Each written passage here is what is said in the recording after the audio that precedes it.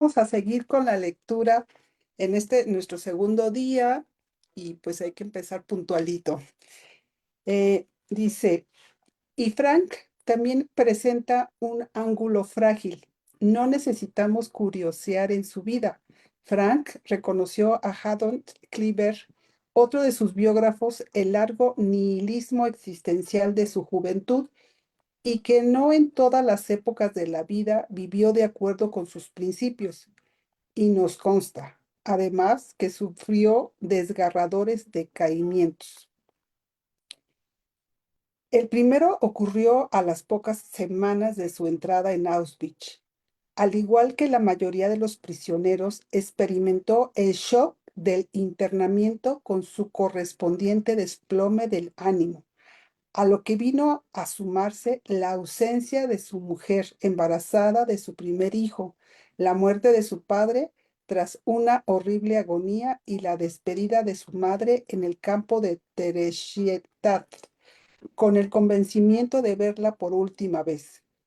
Vio desbaratados los esfuerzos profesionales de 2 décadas y cómo sus compañeros de reclusión comenzó ya a notar los síntomas típicos del rigor de la vida en el campo: extenuación, malnutrición, vestimenta escasa y harapienta, piojos, edemas, enfermedades, congelamiento, hambrunas, y a todo ello se ha de añadir la presunción de un futuro pavoroso que hasta les hacía mirar a la muerte con cierto desdén. En tales condiciones, en el campo Kaufering 3, se dejó abatir por una insidiosa desesperanza. En medio de ese desaliento, sostuvo una larga conversación con su amigo Bencher, el que había canjeado un cigarrillo por una sopa aguada con algo de sabor a caldo. Bancher llegó a ser un famoso actor de televisión en Múnich. Años después, Frank reconoció públicamente que con aquella conversación, Bencher lo devolvió a la vida. El segundo intenso decaimiento lo padeció a los pocos meses de la liberación, que llegó el 27 de abril de 1945. Con la ansiada liberación no terminaron los sufrimientos. Disminuir la tensión acumulada en los años de internamiento tomaba su tiempo, muy lento. Frank se encontraba físicamente exhausto y psicológicamente débil. Pasó unos meses de convalecencia en Múnich, donde se enteró de la muerte de su madre. No había superado la selección, por lo que entró directamente en las cámaras de gas de Birkenau. Después se confirmó la muerte de su mujer. La añoranza de su mujer despertó en Frank el último e imborrable recuerdo vívido junto a ella. Los nazis no permitían dar a luz a las mujeres judías y por eso fue forzada a abortar al ingresar en Auschwitz. Antes de consumarse el aborto, Frank y su mujer decidieron dar nombre a la criatura, Harry o Marion, según hubiese nacido hombre o mujer. De ahí la aparente enigmática dedicatoria de su libro Psicoterapia y Humanismo para Harry o Marion, que no había nacido todavía. No llegó a Viena sino hasta agosto. De acuerdo con un sencillo balance, la situación se presentaba desoladora: sin familia, sin hogar, ni cobijo, sin dinero, sin trabajo, casi sin amigos. La mayoría de sus conocidos habían muerto en los campos. Los pocos que regresaron se encontraron en su misma condición de precariedad, y aquellos que permanecieron en Viena comenzaban a caer en desgracia por su pasado pronazi. No tenían nada ni a nadie, ni de nuevo lo atacó la insidiosa desesperanza. Fue a desahogarse con su amigo y vecino Paul Polak. Al recordar la muerte de sus padres y de su mujer, Frank no consiguió reprimir su llanto, un prolongado llanto.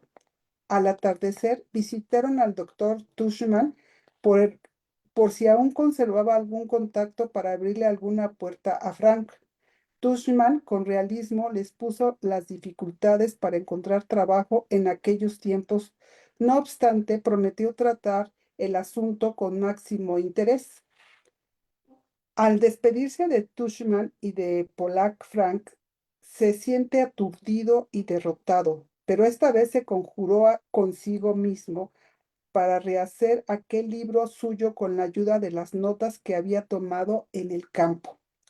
La tarea resultó más sencilla de lo previsto, porque Paul Pollack guardaba una vieja copia del manuscrito que Frank le había entregado en custodia, junto con otros recuerdos familiares.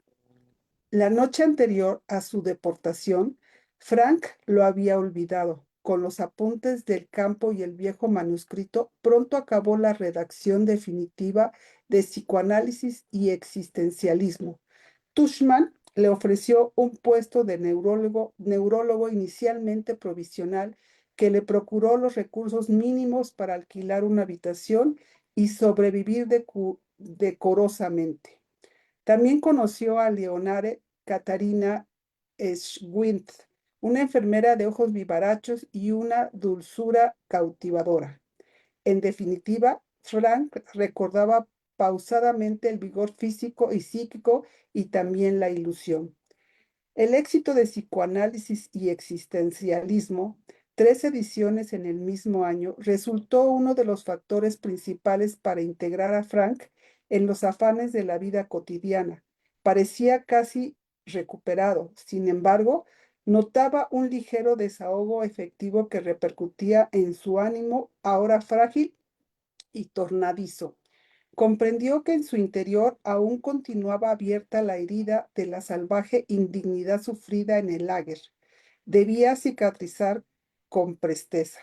Eligió la catarsis como terapia. Para ello decidió refundir en un escrito las atrocidades vividas en el campo, suponiendo que al verbalizarlas liberaría su pesada carga emocional. Y así nació la idea de este libro. Conviene retratar la escena. Debemos situarnos en una Viena sumida en la pobreza, afanada en la tarea de la reconstrucción, diciembre de 1945. Frank vive en una habitación de alquiler con pocos muebles, bastante destartalados, con una luz escasa y con las ventanas tapadas con tablones debido a la falta de cristales. Cada amargo recuerdo aviva con crudeza sus sentimientos, fórmula y reformula cada frase hasta encontrar la palabra adecuada. Intenta expresarse con la precisión con la que un cirujano maneja el bisturí. Trabaja a ritmo frenético, deambulando por la habitación de un extremo a otro. Tras 3 secretarias por turno transcriben taquigráficamente el torrente de pensamientos dictados por Frank. De vez en cuando, rendido y conmovido, se sienta en una silla y llora. Las secretarias respetan discretamente aquella irrefrenable erupción de emociones y sufrimiento. En 9 días la obra estaba concluida. En esos 9 días, Frank limpió de su intimidad hasta la más mínima mota de rencor o resentimiento. No olvidó la experiencia de los campos, pero sí superó su experiencia personal. La crónica de este libro es sugestiva. Apareció por primera vez en 1946 con el título Elin Psycholog Erlebt das Konzentrat, es un nombre medio raro, un psicólogo en un campo de concentración. Los pocos ejemplares de la primera edición se vendieron con rapidez. Debido a ello, enseguida publicaron una segunda edición más numerosa, pero esta vez la obra pasó prácticamente desapercibida, hasta el punto de que la mayoría de los ejemplares se ofrecieron en saldo o terminaron en la guillotina. Parecía incomprensible el comportamiento desigual de las 2 ediciones.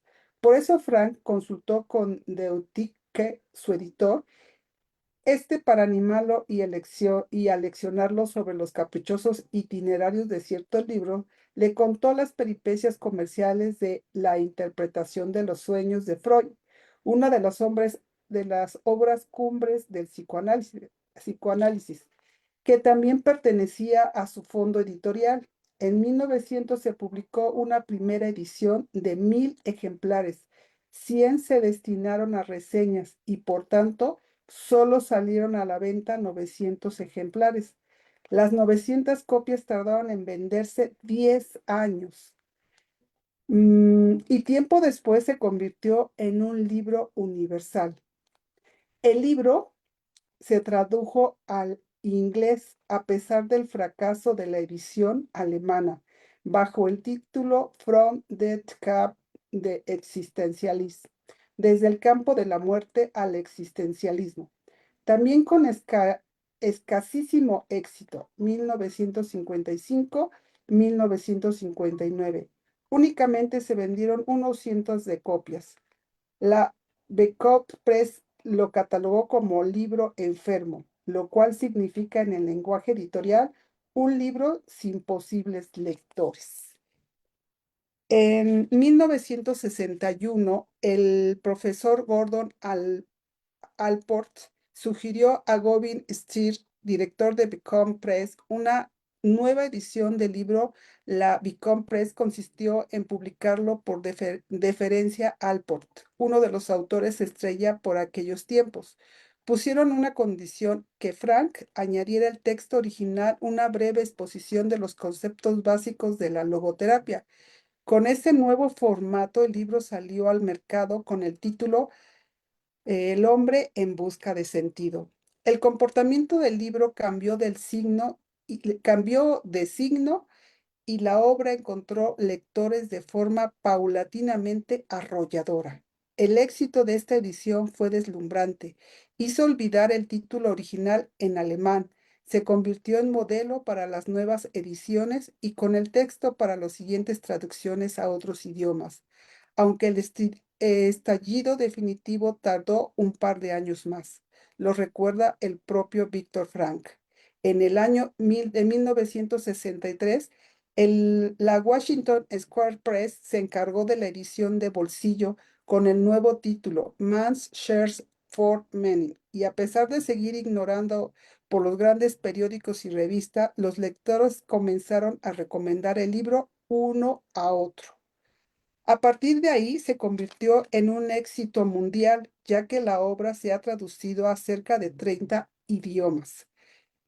Este giro comercial también manifiesta la paradójica relatividad del éxito de El libro enfermo, a ser declarado por la Library of Congress en Washington como uno de los 10 libros de mayor influencia en los Estados Unidos en el siglo XX, de ser silenciado en las asociaciones y revistas científicas hasta ser considerado por Karl Jasper como uno de los pocos grandes libros de la humanidad.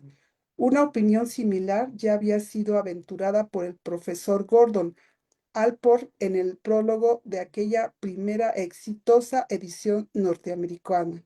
Recomiendo calurosamente esta pequeña obrita para ser una joya de la narrativa dramática centrada en torno al más profundo de los problemas humanos.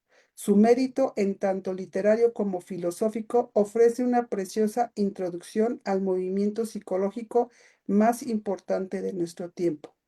Tal vez este último comentario suponga más de un halago merecido que un frío juicio científico. No obstante, es justo a reconocer que El hombre en busca de sentido merece inscribirse entre las obras cumbre del patrimonio intelectual de la humanidad, por lo que profundamente de sus instituciones psicológicas, pero también por la belleza de su prosa, también por ese amable humanismo que retrata con claridad la capacidad de grandeza y de miseria que anida en el interior del hombre, convirtiéndose en un canto esplendoroso de libertad. Por la mensura de sus juicios y la sutileza de su pluma, Frank consigue infundir ganas de vivir al contar la bestialidad humana de la vida en el lager. Describe los acontecimientos con la imparcialidad de un testigo, jamás se arroga la posición de juez. Vale la pena leerlo todavía porque no destila ni una gota del resentimiento o del espíritu de venganza y ni siquiera del sadomasoquismo habitual de este tipo de literatura. En definitiva, El hombre en busca de sentido es un libro sabio, admirable y sorprendente. Déjenme ver qué horas son. Creo que ya me estoy pasando. El libro sorprende porque es mucho más que un texto autobiográfico o testimonial. En efecto, aunque narra sucesos vividos por Frank en los campos de concentración nazis, El hombre en busca de sentido no es propiamente un libro autobiográfico o un libro testimonial ni por el propósito ni por la intención. Todavía más, Frank decidió publicar el libro anónimamente, firmado sencillamente con su número de Lager. Fueron unos amigos más cercanos y el editor quienes lo convencieron de lo contrario, argumentando que una publicación de estas características sin firma que la respaldase perdería credibilidad y carecería de un oportuno sello de autenticidad. Conservamos una prueba evidente de esa determinación de Frank en la portada de la primera edición alemana. No aparece el nombre del autor, sin embargo, su figura en la portilla, es decir, ya se encontraba estampada la portada cuando Frank aún mantenía su decisión de publicarlo anónimamente.